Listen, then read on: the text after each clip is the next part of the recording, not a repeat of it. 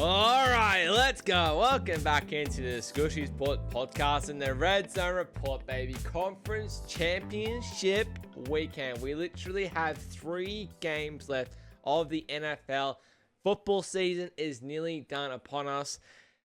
Wow, it's just, so every single week, man, it's just like so amazing how freaking fast the season goes from literally getting so excited for week 1, watching all the preseason games. Then we do 18 weeks of regular season. Then we get into the playoffs, wild cards, divisionals. Now we're into the conference championship. 4 teams to go. Patriots at the Broncos and Rams at the Seahawks. Winner will face each other in the Super Bowl in 2 weeks' time in San Fran. So bloody keen, though. Going to be absolute 2 cracker games coming up this weekend. Not how we probably thought it was going to line up, especially in that Broncos game, but I'll have 2 best bets for you in those games. We're going to go through some player props as well.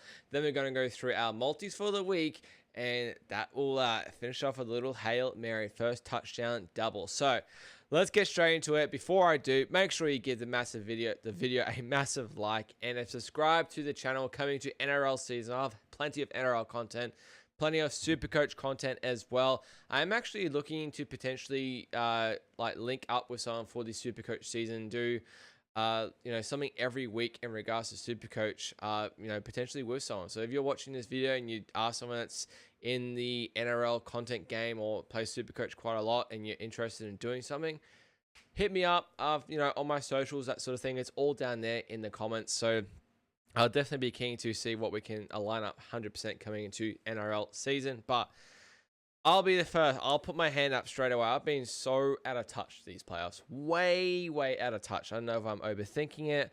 I don't know if it's just the markets are just so tough at the moment. Just reading too much into it. I'm 0-7 these playoffs. 0-7 on best bets. The props are going fine. I think the props are 6-3 so far for the playoffs. So the props continue to be kind to us. The best bets do not. But we're going to bounce back with these 2 coming up here, and then the props as well. So still sitting around 67% in easily the last 13 weeks of the NFL season. So have absolutely been killing it when it comes to the NFL props, But without further ado, let's get stuck straight into our first one. So we've got the New England Patriots. The Patriots are back. Heading to the Denver Broncos. Seems like a classic 2016 game. Tom Brady heading to Peyton Manning. It's an absolute classic matchup. This is a Monday morning, 6 a.m. here in Queensland, 7 a.m. down in New South Wales. And the big news, obviously, is Bo Nix suffered a broken ankle, will not play this week, will not play next week either in the Super Bowl if they are to advance. So Jarrett Stidham, it was actually, funnily enough, a former backup for the Patriots as well when Tom Brady was there. Went to the Raiders, now he's at the Broncos. He's been in the Broncos for a little bit as a backup, and honestly, not the worst backup you can probably have. I can think of a lot of worse backups that are there in the league for teams. This one last week, so a bit of like a hypothetical sort of lines. Denver opened a very small favorite in this one here. It was New England and Denver to face, and Bo Nix was to start. Denver were a small favorite in this one. Now New England has shifted to a 4.5 point favorite. This is actually 5.5. Total of, actually opened, 5.5. Total of 41. We're now seeing this come down to New England minus 4.5. We're actually seeing some over money, which is very surprising, to 42.5 here. And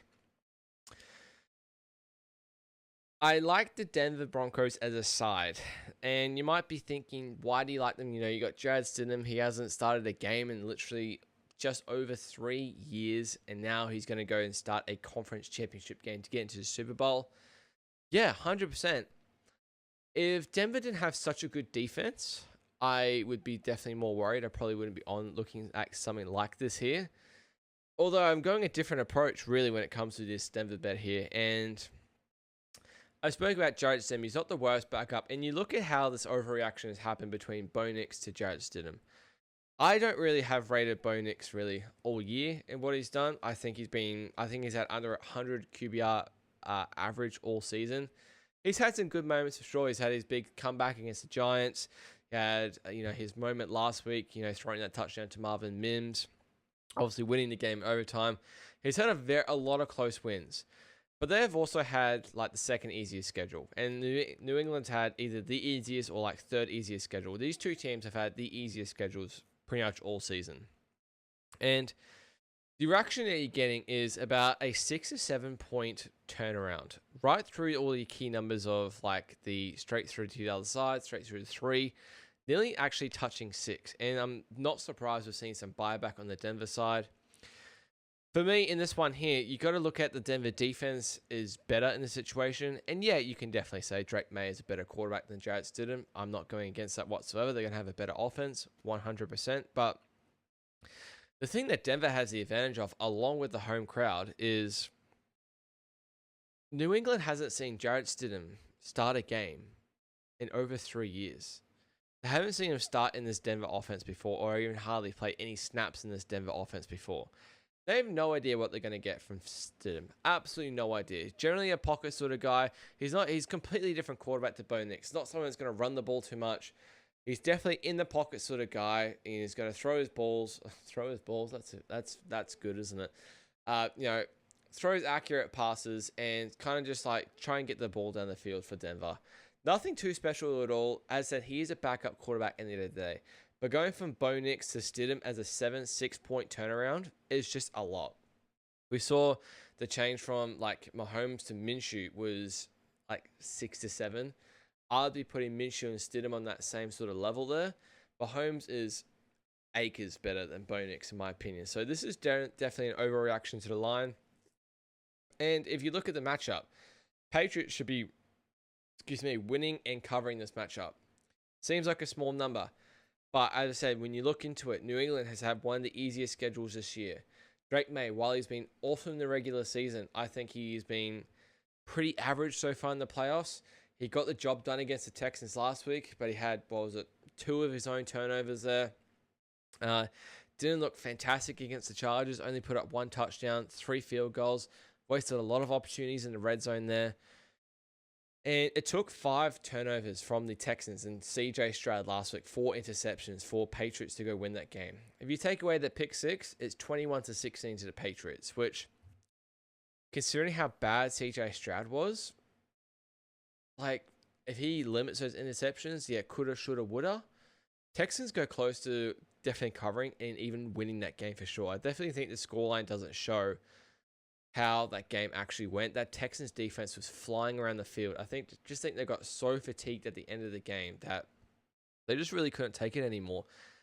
Now you got a Denver offense coming off scoring 33 points against Buffalo. You've still got all your weapons there. You've still got Cortland Sutton. You've still got RJ Harvey. You've still got Evan Ingram there. It's all working well. Marvin Mims.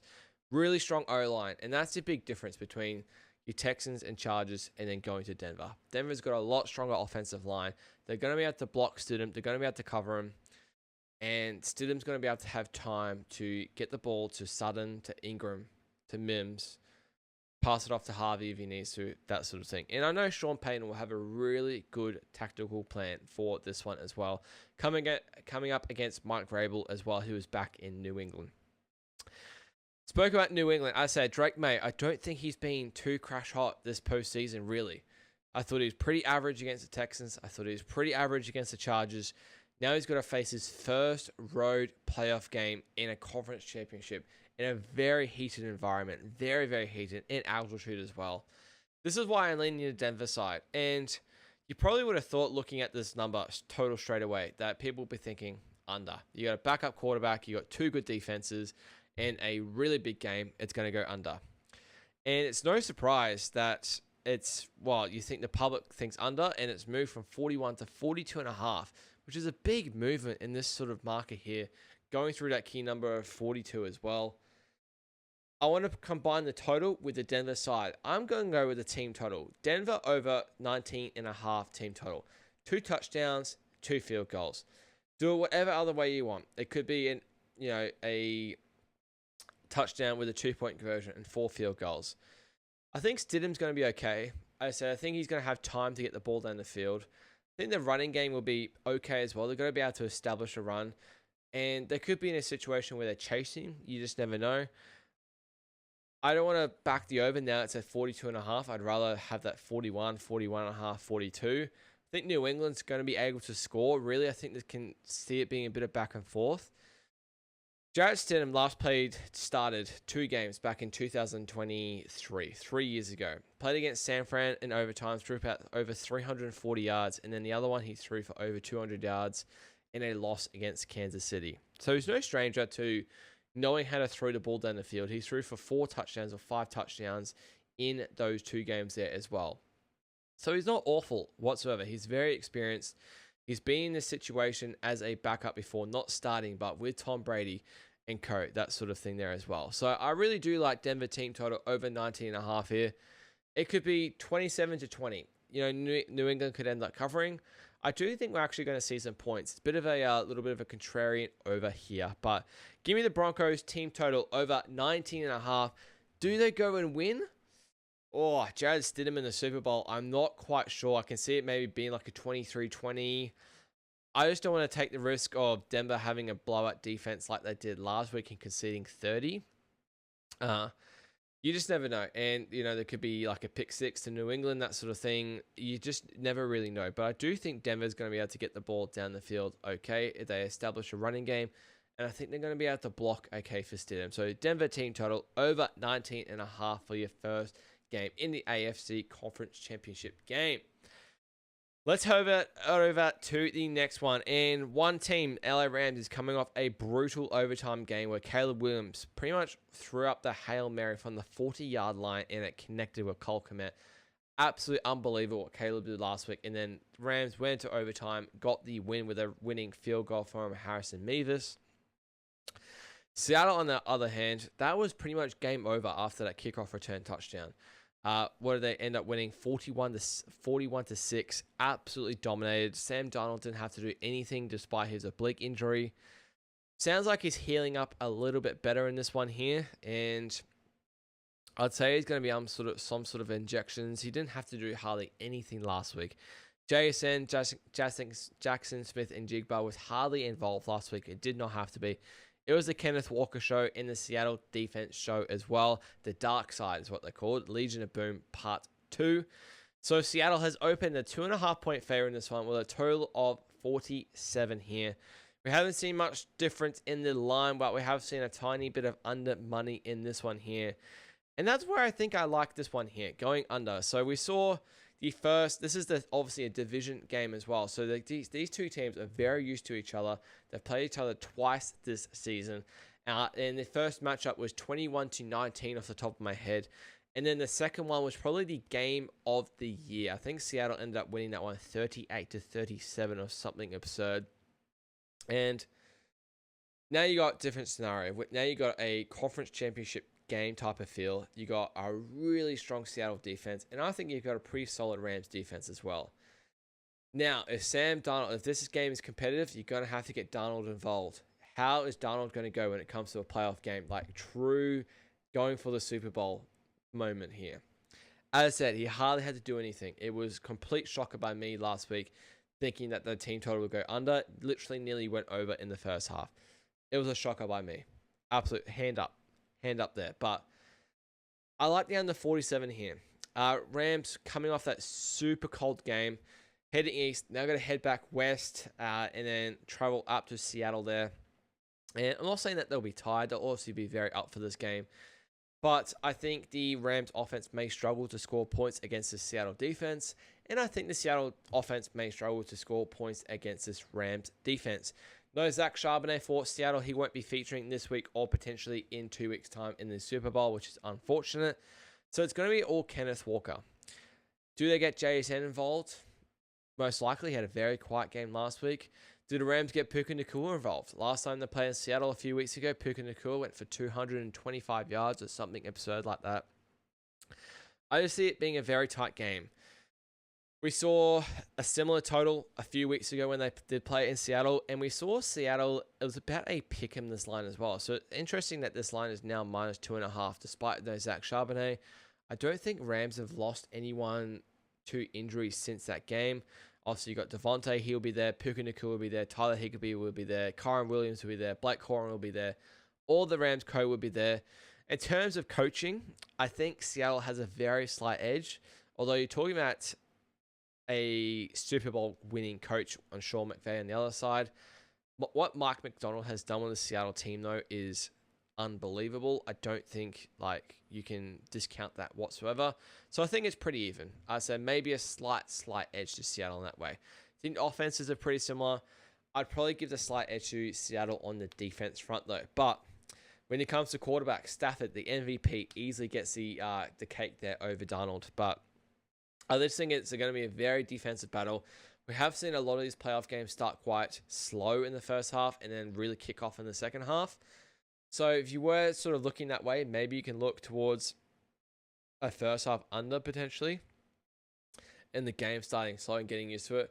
I just think this game goes under. I was on this under a few weeks ago for a good reason. I thought it'd be a nice tight battle, similar to the one in LA that they played 7-8 weeks ago there, where Rams actually did struggle to get the ball down the field. And it was actually Sam Darnold throwing 4 interceptions, I believe it was, and getting a junk TD at the end. That they had 4 field goals before that and got them to 19 there. So it's a very, very interesting matchup here. Rams and Seattle are both used to each other. They both should be used to how their offenses play.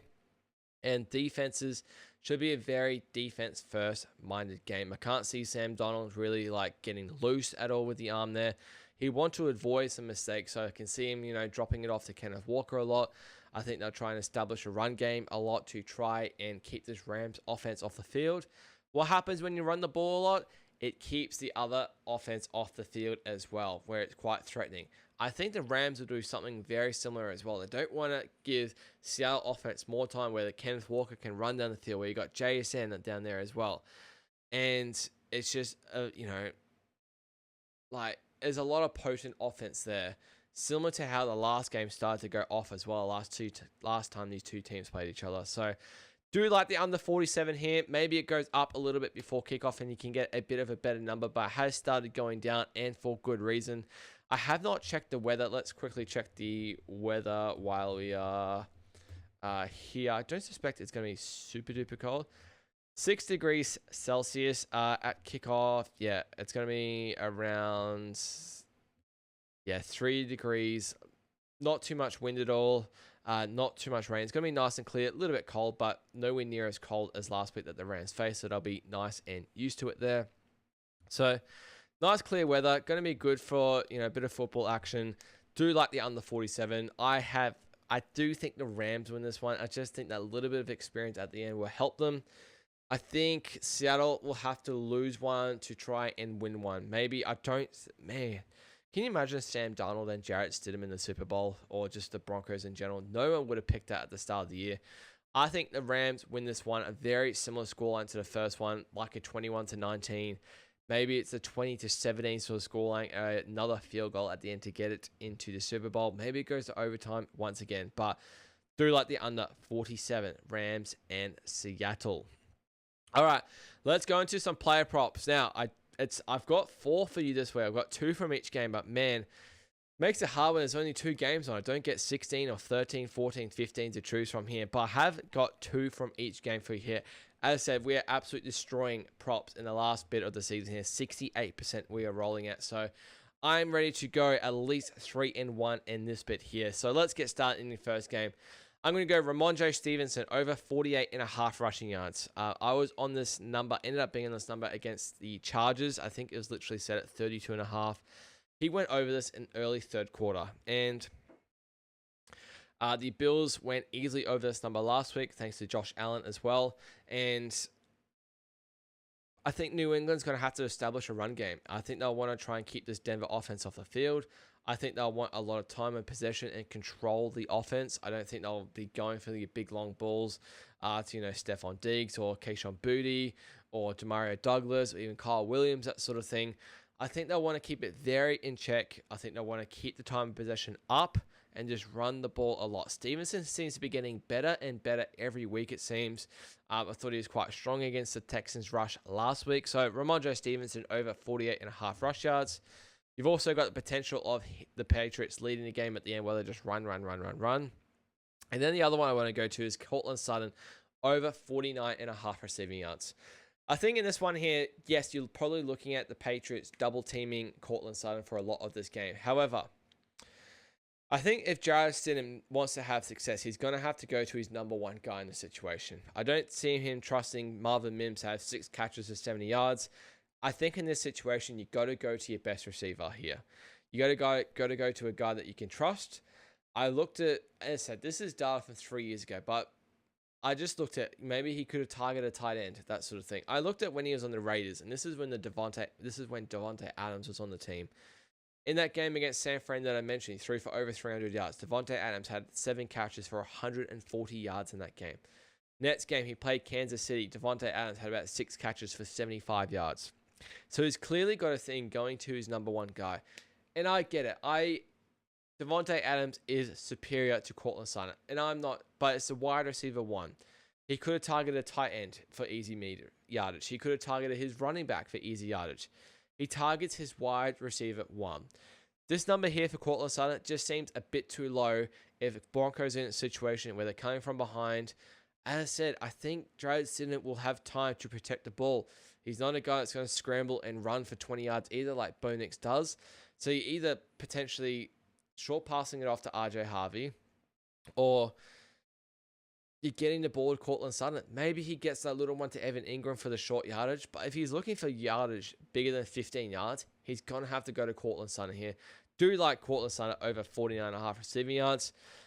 Crossing over to the next game here. This for me is a Kyren Williams show, I reckon. I think we look at the last 2 times the Rams and Seahawks play each other this season.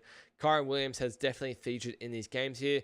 I looked at Puka Nacua. I looked at Smith and Jigba, but I just thought, I really don't know how the passing game is going to go in both in that game there. I want to look at Kyren Williams, who has gone over this number 5 games in a row now, who went over this number both times they've played Seattle quite easily as well. I want to go over 53.5 rush yards. I think Rams will stay in this game easily in the first half. I can't see it being similar to the San Fran Seattle game. And Rams, if Sean McVay is smart, they will establish a run. They did that last week against the Bears, and Williams ran the ball really well. And I just think I really like Kyren Williams as a player. I think maybe he won't share a lot of the workload with Blake Corum. In this situation, you got to give the ball to your best running back in the situation here. And I think that's easily Kyren Williams. I think he easily goes over 53.5 rush yards. Combine that, my second prop, this is really good value for me. Kyren Williams to score a touchdown. I get it. I'm on the under. I get it. But again, establish a run. Kyren Williams, he scored last week. I think he scored 2 actually. Kyren Williams to score a touchdown.